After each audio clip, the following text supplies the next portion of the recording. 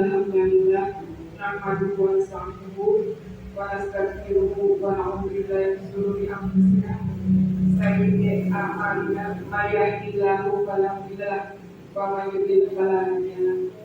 Asyhadu an la ilaha illallah wa asyhadu anna Muhammadan abduhu wa rasuluh. Rabbi sholli sadri wa yassir li amri wa hlul 'uqdatam min lisani yafqahu qawli. Amma ba'du. Ibu dan Bapak yang saya hormati, terima kasih atas waktu yang telah disediakan oleh Bapak dan Ibu. Pada hari ini kita akan melaksanakan definisi tentang budaya positif. Kami dari CGP Angkatan 7, di antaranya saya sendiri, Amirah Mayani, kemudian di sisi sebelah kiri saya ada Ibu Dini Kustinasi. Sebelahnya lagi ada Ibu Lilis Yulianti. Baiklah, untuk mempersingkat waktu, acara selanjutnya yaitu sambutan dari Bapak Kepala Sekolah UPTD SDN 3 Matadani. Kepadanya kami persilakan.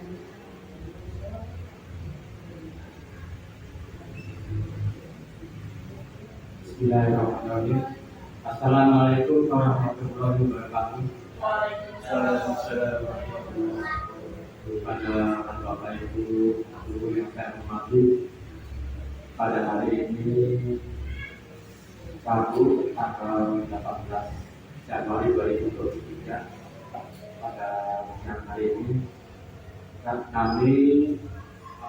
saya mengundang Bapak Ibu guru SD 3 Marga ini untuk kumpul bersama dalam rangka tentang sosialisasi dan berbagi ilmu dari rekan guru Bapak Ibu.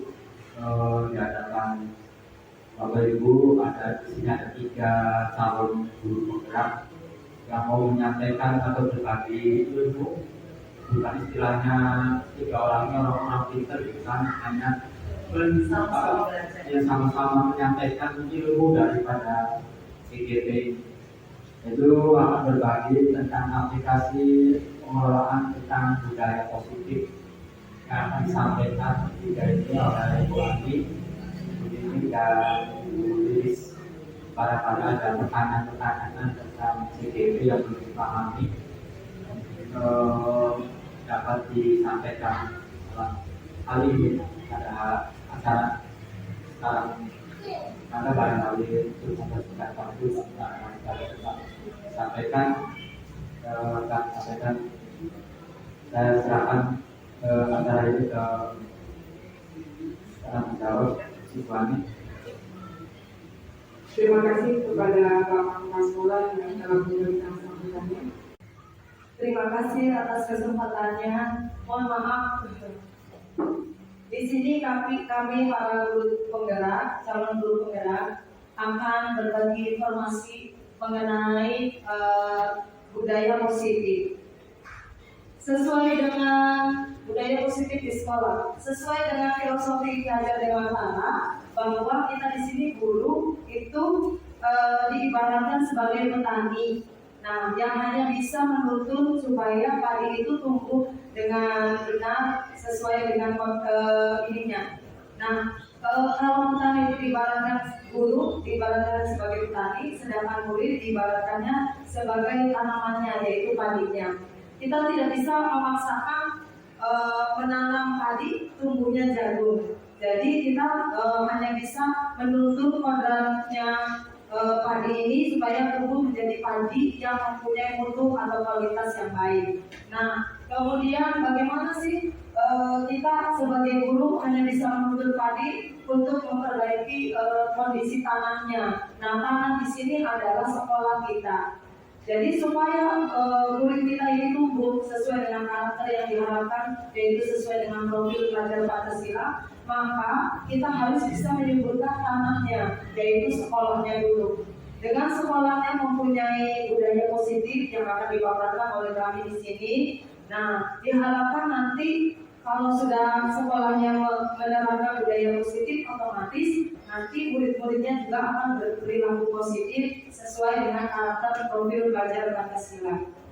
Kemudian ini sesuai juga dengan permen ada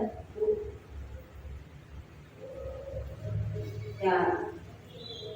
Lingkungan yang positif sangat diperlukan agar pembelajaran yang terjadi adalah pembelajaran yang berpihak pada murid yang tertuang dalam standar proses dan standar nasional pendidikan yaitu pasal 12.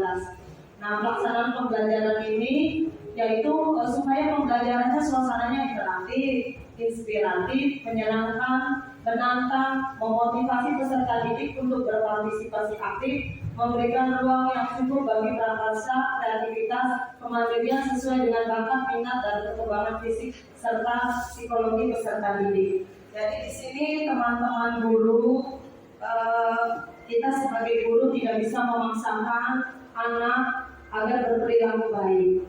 Untuk itu dibudayakan, haruslah membudayakan kebiasaan-kebiasaan baik supaya tumbuh karakter-karakter baik sesuai dengan pelajaran Pancasila. Nah, karakter-karakter baik ini ya pertama adalah sebelumnya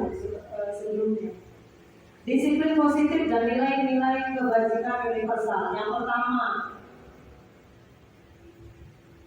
ilusi perubahan paradigma. Kita harus mengubah paradigma yang ada di sekeliling kita dulu. Nah, mungkin dulu ilusi guru mengontrol murid.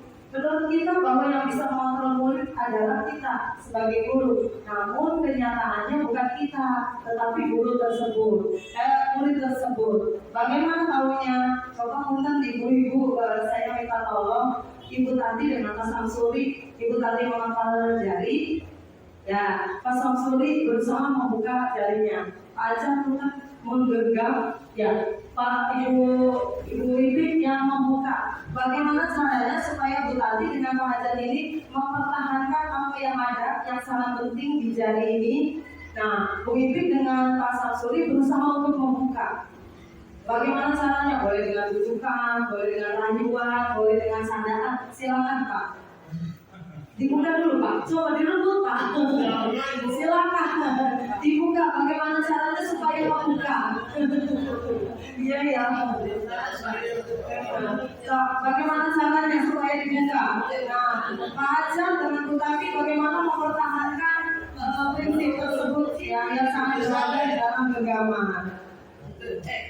Nah, iya, itu kan dirayu-rayu oleh Bu Ipik. Nanti maksa ya Pak Samsuri, modalnya maksa. Iya, nggak boleh katanya. Oke. Nah, berdasarkan pengalaman ini, menurut Pak Ajam dengan Bu Tati, Pak Ajam membuka kepala apa tidak? Tidak bisa. Enggak, Pak Ajamnya mau membuka apa tidak? Oh tidak, Bu Tati tidak. Kenapa tidak Pak Ajam? Karena ini dari prinsip konsep saya seperti ini. Oh, mempertahankan apa? Oke, betul. Kemudian Bu Tati kenapa tidak mau buka? Hak saya, seperti itu. Ya, nah. Oh. Oke. Nah, padahal Pak Samsuri dengan Bu Ipik itu sudah mencoba merayu dengan sandaan dan lain-lain. Sekarang kita ganti permainannya. Pak Samsuri yang menggenggam, Bu Ipik menggenggam, Pak Ajat dengan Bu Tati yang merayu. Punten, bagaimana caranya? Dengan kewajiban belakang. Boleh banget bagaimana? Punten, silakan Pak, dicoba Pak. Iya. Coba. Pak, buka Pak. Iya, terserah mau bagaimana caranya supaya memberikan. Sudah. Iya. Bagaimana Pak? Pak Samsuri gimana? Mau membuka diri tidak? Membuka diri tidak? Padahal ditanya-tanya ya. Gimana mau nih? Mau membuka tidak? Ya, terima kasih. Kesimpulan dari kegiatan ini menurut Bapak dengan Ibu, kontrol yang memegangnya siapa? Yang memegangnya siapa? Apakah orang lain atau diri sendiri? Betul sekali. Jadi di sini yang mengontrol itu adalah yang mengontrol itu adalah diri sendiri, bukan orang lain. Nah, perubahan dari paradigma ini kita harus merubahnya. Dulu guru yang mengontrol murid katanya. Tetapi di sini Kalau murid itu mau dikontrol, mengikuti perintah kita, ternyata dia itu mempunyai tujuan tertentu, tujuan sendiri. Jadi jangan kalau kita kan selama ini mengontrol murid, muridnya patuh kepada kita, berarti dia anak yang disiplin, yang patuh. Ternyata tidak. Nah, murid ini mengikuti atau patuh kepada kontrol kita karena mempunyai tujuan tertentu. Mungkin saja dia supaya tidak dimarahi Bapak Ibu, jadi manut gitu. Atau mungkin saja supaya terlihat bagus, supaya terlihat baik, manut. Nah, ternyata yang bisa mengontrol adalah diri sendiri. Jadi murid tersebut membiarkan guru tadi mengontrol dirinya gitu. Jadi paradigma ini harus dirubah. Yang kedua, ilusi bahwa semua penguatan positif, efektif, dan bermanfaat. Penguatan positif atau bujukan adalah bentuk-bentuk kontrol yang tadi dilakukan oleh Bapak Ibu, membujuk gitu, supaya mau, ayo sih dibuka. Nah ini, segala usaha untuk mempengaruhi murid agar mengulangi suatu perilaku tertentu adalah suatu usaha untuk mengontrol murid tersebut. Namun ini bujukan-bujukan ini belum tentu berhasil. Mungkin sekarang berhasil, tapi lama-lamaan mungkin siswa tersebut, murid tersebut sadar, oh selama ini saya dibujuk, nggak mau besok mah. Nah, jadi ini harus dirubah juga paradigmanya. Selanjutnya menulis. Ilusi bahwa kritik dan membuat orang merasa bersalah dapat menguatkan karakter. Kritik dan rasa bersalah. Selama ini kita akan sadari, ya Ibu nanti akan dijelaskan mengenai hukuman, kemudian manajer dan 5 posisi kontrol nanti dijelaskan oleh teman saya, yaitu siapa Bu Wali apa Bu Lilis ya. Jadi sebagai guru ada 5, ada yang sebagai penghukum, ada yang merasa bersalah, ada sebagai teman, ada yang sebagai pengawas ya. Iya, kemudian yang terakhir adalah sebagai pemantau, yang terakhir adalah manajer. Nah, di sini saya terus terang saya pribadi, saya sering menjadi pembuat merasa bersalah kepada murid. Contohnya, ketika murid berkelahi kemudian sampai nangis gitu, saya selalu menggerakin, sayang apa yang kamu lakukan itu bagus tidak berkelahi? Iya Bu. Nah, dia harusnya mengikuti peraturannya. Kalau tidak dilakukan nanti nama ibu yang jelek. Kalau ada yang misalnya berdarah, ibu yang kena, nanti ibu yang dimarahi oleh kepala sekolah. Berarti ibu yang dijudge sama ibu kamu bahwa ibu tidak bisa mengawasi kegiatan kalian di sekolah. Nah, itu namanya membuat merasa bersalah. Anak-anak langsung merasa bersalah. Oh iya ya, saya membuat ibu dimarahi sama kepala sekolah. Oh iya ya, dengan sikap saya begini, ibu guru merasa begini. Nah, itu membuat merasa bersalah. Ini menyebabkan murid kita itu menjadi gagal identitas. Iya, itu membuat pembunuhan karakter lah ya, namanya kalau lebih seratnya. Jadi bukan bagus. Kalau menurut saya dulu waktu saya belum belajar mengenai materi ini, saya pikir itu bagus karena saya bisa mengendalikan murid saya gitu, mampu mengikuti apa yang saya inginkan. Ternyata itu adalah pembunuhan identitas mereka. Ini harus dirubah, perubahan paradigma. Kemudian ilusi bahwa orang dewasa itu memiliki hak untuk memaksa. Selama ini kita kan dewasa gitu ya, terasa anak kecil nggak dipaksa gitu kan. Kita mengetahui bahwa disiplin itu bagus. Di sini terbagi menjadi 2, disiplin dalam bentuk konsekuensi dan disiplin dalam bentuk restitusi. Untuk restitusi nanti dipaparkan oleh Ibu Ani. Nah, saya sekilas saja. Belum ya? Oh iya, tadi apa Bu? Konsekuensi ya? Ya, oke, next Bu. Nah, konsekuensi tadi misalnya disiplin, kalau kalian harus mengikuti peraturan, kalau tidak nanti akan ya ada konsekuensinya. Sedangkan ada lagi restitusi nanti disampaikan itu ada penyelesaian masalah secara bertahap sehingga anak tidak merasa dihukum atau terbebani. Nah ini selanjutnya adalah teori motivasi hukuman dan penghargaan atau restitusi. Next.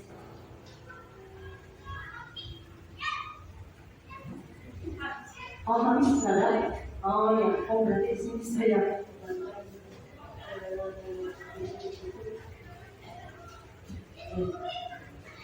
Ya. Oh, kalau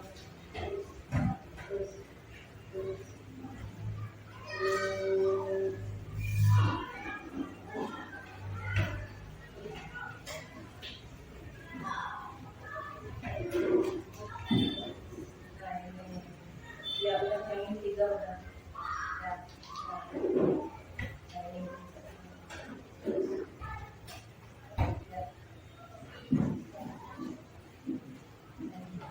Ya. Lalu saja ya untuk hukuman dan penghargaan. Hukuman, nah ini contohnya. Nih ya, stop dulu sini. Kalau hukuman yang tadi, misalnya ketika dia datang terlambat dihukum. Ada siswa datang terlambat, dia datang terlambat dihukum ya, mengerjakan soal sampai 20 soal. Nah itu termasuknya dalam hukuman. Kemudian ada konsekuensi, yaitu ada tata tertib biasanya ya. Kalau kamu datang terlambat, berarti nanti kamu akan ada konsekuensi yang didapatkan. Sedangkan restitusi ini ada permasalahan penyelesaian masalah yang tidak membebani siswa. Langsung ke bawahnya aja. Nah, di sini ada identitas gagal yang tadi saya paparkan, kemudian ada juga identitas sukses. Nah, hukuman ternyata menyebabkan identitas gagal kepada siswa. Sesuatu yang menyakitkan itu terjadi kepada hukuman, tidak nyaman muridnya juga. Kemudian murid menjadi korban, murid tersakiti. Kemudian perilakunya akhirnya menjadi nakal, jadi pasif agresif. Sistem tidak berjalan bila murid tidak takut. Jadi kita mengancam tetapi murid tidak takut. Akhirnya kebal, gitu, tidak ada omongan kita. Perilaku hanya sebuah institusi tidak berlanjut pada kehidupan nyata. Tetapi kalau kita menggunakan restitusi akan menyebabkan identitas sukses. Nah ini disiplinnya kalau konsekuensi itu sesuatu yang harus terjadi. Sedangkan di restitusi siswa itu mempunyai pilihan. Oh saya harus melakukan ini, itu dari diri sendiri. Kalau konsekuensi itu merasa tidak nyaman, tetapi di restitusi memuaskan, dianya berpikir oh ini bagus untuk saya. Nah kalau di konsekuensi tetap menjadi korban, tetapi kalau di restitusi itu tidak korban, tetapi ada gantinya. Misalnya anak melupakan tinta, dia digantinya dengan ya saya ambilkan lap untuk mengelapnya. Jadi diganti, bukan berubah hukuman. Nanti anak tersebut menjadi korban. Kemudian murid dibuat tidak nyaman kalau konsekuensi, tetapi kalau restitusi yaitu mendapatkan penguatan. Ini nanti ada video ininya ya, fotonya ya Bu Rizwan. Nah itu saja yang bisa saya sampaikan mengenai konsekuensi ya, identitas gagal dan identitas sukses. Terima kasih. Wassalamualaikum warahmatullahi wabarakatuh. Nanti disampaikan oleh yang lainnya.